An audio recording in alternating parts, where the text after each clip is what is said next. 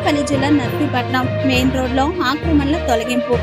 Narsipatnam municipality main రోడ్లో ఆక్రమణల తొలగింపు కార్యక్రమం గురువారం చేపట్టారు. మెయిన్ రోడ్లో రోజు రోజుకు పెరుగుతున్న ట్రాఫిక్ దృష్టిలో పెట్టుకుని ఆక్రమణలు తొలగించినట్లు సీఏ రేవతమ్మ తెలిపారు. పెరుగుతున్న ట్రాఫిక్ ను దృష్టిలో పెట్టుకుని ఎవరు రోడ్డు మార్జిన్ ఫుట్ పాత్లను ఆక్రమించడం వలన ద్విచక్ర వాహనాలకు పార్కింగ్ స్థలం లేక రోడ్లపై పెడుతుండటంతో ట్రాఫిక్ జామ్ అవుతుందన్నారు.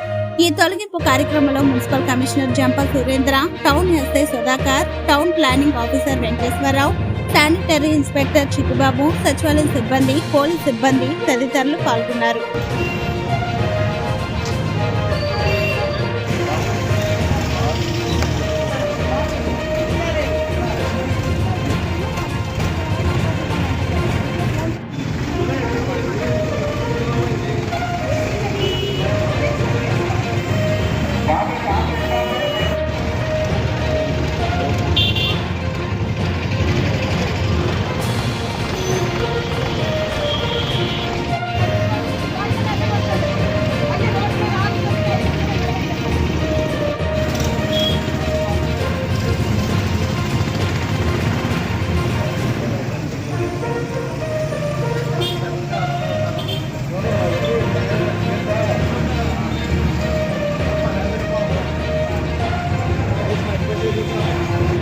గుడ్ మార్నింగ్ అండి.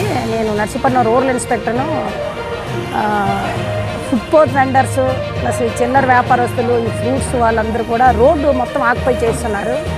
ఇది ఎలాంగ్ విత్ మున్సిపల్ కమిషనర్తో పాటు సిబ్బందితో పాటు ఆర్టీసీ కాంప్లెక్స్ నుంచి కంప్లీట్ అబిట్స్ వరకు రెండు పక్కల అంటే రోడ్డు మార్జిన్ వదిలి వాళ్ళు వ్యాపారం చేసుకుంటే ప్రాబ్లం లేదు, వాళ్ళకి కడుపు కొట్టాలని మా ఉద్దేశం కాదు.